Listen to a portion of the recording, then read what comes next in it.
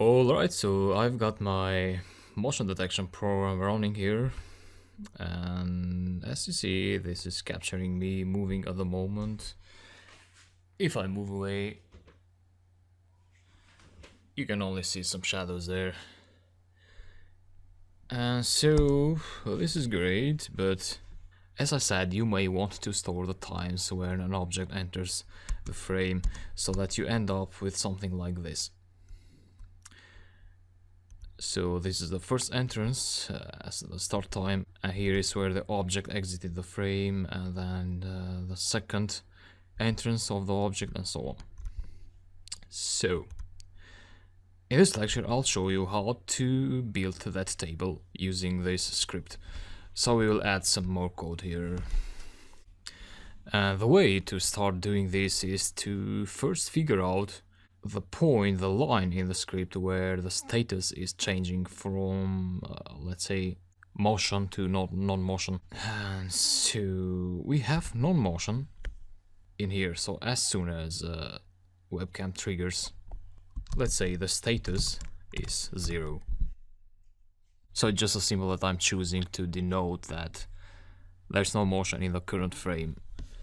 So then you get that first frame, which has a status of 0, and then you gray it out, and then you check if the first frame is none, and then you continue the loop again, and then you grab the second frame, so the status is still 0, and then you apply the difference, the threshold, dilate, and then you iterate through contours.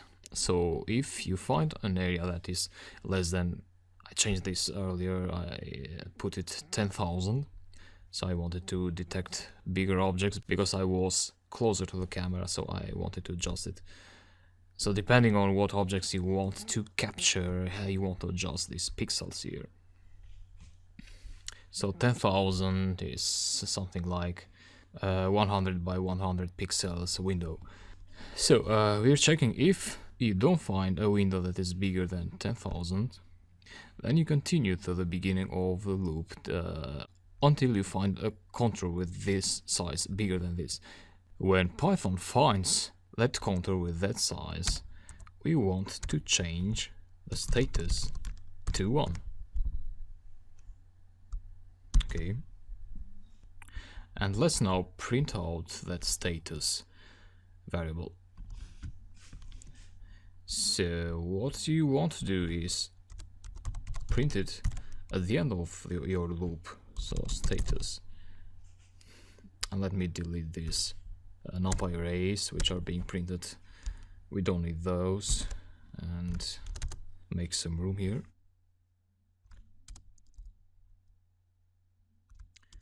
So this is inside the loop. And I now expect to see the status of 1 or 0 printed out, depending on whether there is an object in the frame or not. So if this is working, that means we now have the actual status of the frame, and we can use that 1 and 0 for other things. So let's see. Okay, there's nothing at the moment. Let me minimize this so we can see the console. This as well. Great. So 0 is being printed out, and if something shows up, now you see ones. Again, 1 0 1 1 0. Great. We can now simply apply a datetime method, such as datetime.now, and that would record the time of each frame. So we don't want that exactly. We want to use the datetime.now method, but not like that, because that would record times for every frame. So what we want instead is, we want to know when the status changes from 0 to 1, which indicates that there is an object entering the frame. So we want to record that time. And we also want to record the other time when the status changes from 1 to 0, so the object exits the frame. Let's say status list, that would be equal to empty brackets, so an empty list. And then I want to append the status of the object to that list. So after this loop finishes, which is here, so I want to be here at the same level with the loop, so I want to apply something outside the loop. So status list, I want to append the current status of the list here in this status list. Great. And to illustrate, to show you what this status list is about, I would like to print that out actually. And I would want to print out the list outside the while loop, so I don't want to print out every time the loop iterates. So non-movement, movement here, and quit. So these are the statuses for each of the frames. So 0, 0, 0 non-movement, and then something entered the frame, and that something entered like, let's say, 30 frames, and then the object exits the frame, and that's it. So what we want to do now is we want to capture, so what's next? So the next thing is we want to capture the time that we switch from 0 to 1, and also from 1 to 0. So basically what we're interested about is to capture the last two items of the status list. So let's say we have status 0, so we start with an empty list. The first item that will be appended to the status list is 0. And then the second item, let's say, will be 0. Or let's say will be 1. And so we want to apply a conditional to check whether the last two items of the list are changing. So I know this may be confusing, but once I write these 4 lines of code here, you will understand it, and it will make a lot of sense. So we want to check if status list, so the last item of the status list, which has an index of -1, remember list indexing, if that is equal to 1, and status list with index of -2, so the item that was added first, the item that was added second, is equal to 0, we want to record the date time of this event in a list. So let's create a list here, say times equals empty.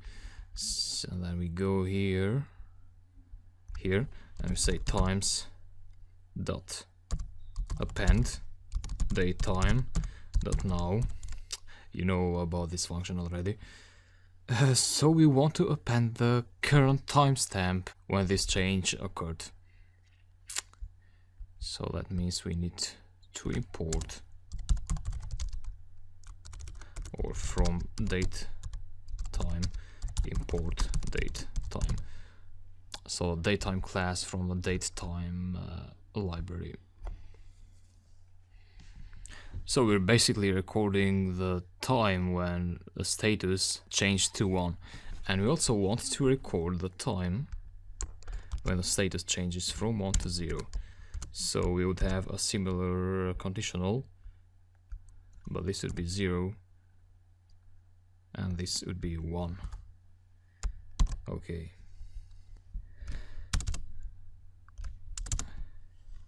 So what's happening here is, let's go back to the start of the loop. So Python captured the first frame and it converts it to gray and blurs it and applies a Gaussian blur there to the first frame.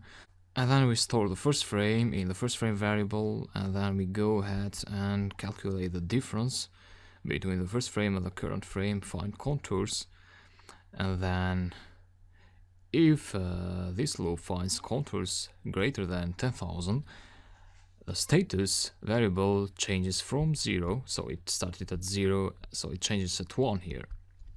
And that means this empty status list will get another value. But the first value is always 0, so the list will start with 0, you know, like here. So the very first value is 0. And so on. Let's say for the next 10 frames, it will be 0, 0, 0, 0, and so on. And then if an object enters the frame, and then the status changes to 1, so we'll have 0, 0, 0, 0, and then 1. And then what we're doing here is we're comparing the last two items of the list. Okay. And here I would like to print out the times list so that you see what's going on. And I expect to get an error at the first execution here because we have something more to do, but let's see. So yeah, it says list index is out of range. So that means Python is having troubles accessing the second item of the list because the list has no items here. So it has no items, and then we add an item. So we add status, and then Python tries to find the second item, but there is no second item. So we need to do a trick here. We need to add two items. Okay. Let's say none and none. Now let's execute the script again.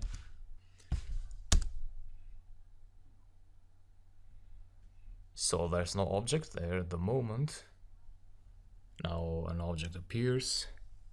It goes out again 2 times and 1 more time. So 3 entrances. And I quit it. So let me go through this list now. This is our times list. And so this is the time. So the year, the month, the day, and hour, minutes, and seconds. And then microseconds in here. So this is the start time when an object entered the frame for the first time.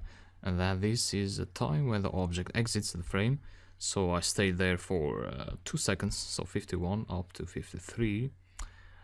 Then the next object entered the frame, so from this seconds to this, so for 2 other seconds. And then another third time from 0 to 1 for 1 second. So we've got 3 entrances in the frame. So I hope that makes sense. This is good, but sometimes it can happen that when you're running the script, so you have background, then the object shows, the object disappears, shows again, and then if you quit the program at this point, so let me quit it, you'll see that you have the start time here for the first entrance, then the end time, and then you have another start time here for the second entrance, but then you don't have the exit time. So you may want to add the end time of the exit of your last object, which happens to be when the window was quit. So you want to go here at the end, and the script is waiting for a key. So if you press quit here, the while loop will break, but before that you may want to check the status. So if status is 1, and in that case you would end up with this scenario here. So if status is 1 when you press the Q key from the keyboard, you want to add another item to your times list. So times append datetime.now. Great. So that should work differently now. So let's execute the script. Now object, object, now object, object in the frame, quit. And now we should have 4 datetimes here. 4 timestamps, 1, 2, 3, and 4. So this here was recorded in this expression here. Great. And the next thing we want to do now is to throw this list into a pandas data frame and then into a CSV file. So we'll have a start and an end column, and in the start column we would have, for instance, this value, and in the end column we would have the other values, so this one here and the last one, this. Okay, so first of all we need an empty data frame, a pandas data frame. So we'll be using pandas to create data frames, of course. So let me import pandas here, and let's say data frame df equals to pandas dot data frame with columns start and end. As easy as that. So that will create a data frame structure for us, which has no values but it has 2 columns. And then the next thing you want to do is outside the loop. So once you have generated your times list, you want to iterate through that list and then append those values into the pandas data frame. So you need a loop, let's say for I in range. And so here you'd have to iterate with a step of 2. And you'd want to iterate as many times as there are values in the list. So you start from 0 and then you'd end up at how many values you have in the list. Well, you can find that using the length method. So length times with a step of 2. Great, so that will be, so for each iteration df, so the data frame will be equal to itself dot append, so you are updating the data frame, and here you'd need to pass a dictionary. So for the start column you'd want to enter times I, and for the end column,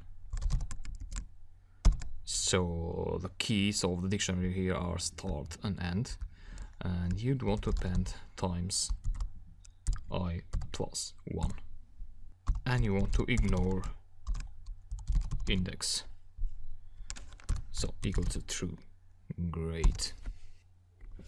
So what this is doing is, let's say for I in range, this would be, let's say we have a list with 6 items, so we have 3 start times and 3 end times.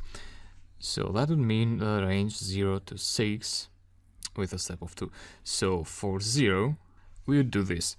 So we would start from 0 in the loop, and we would access the item with the 0 index in times, which happens to be this item, for instance, so the first item. And then we append that item to the first row of the start column. And then we access the item 0 plus 1, which happens to be item with index 1, which would be this item, so the second item. And we append that item to the end column for the same row. So that's it. Then we go to the next item. So this time we would start with index 3. So 3 here, added to the start column, and then 4 added to the start column, to the end column, sorry, and so on. And lastly, we would have a data frame. And what you might want to do then is df.toCSV, let's say times.csv. So we are exporting the data frame to a CSV file. Great, so let's see how this will go.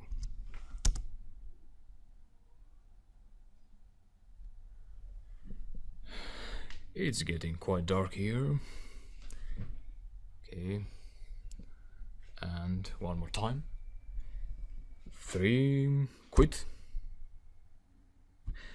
And as you see, times.csv was created in my file system. So these are the times. I can also open it using Excel. So these are the start and end times. If you want, you can format them. Just format cells here, and you can see the dates now. Great. Great.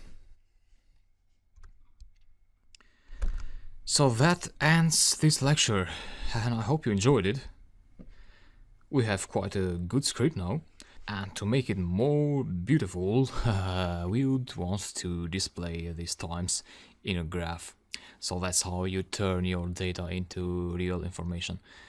And we'll do that through the next lectures, but before I'd like to introduce you to the Bokeh library, which is a library for interactive visualizations in the browser. So please follow the lectures in the correct order, and I'm sure you will learn a lot. Talk to you later.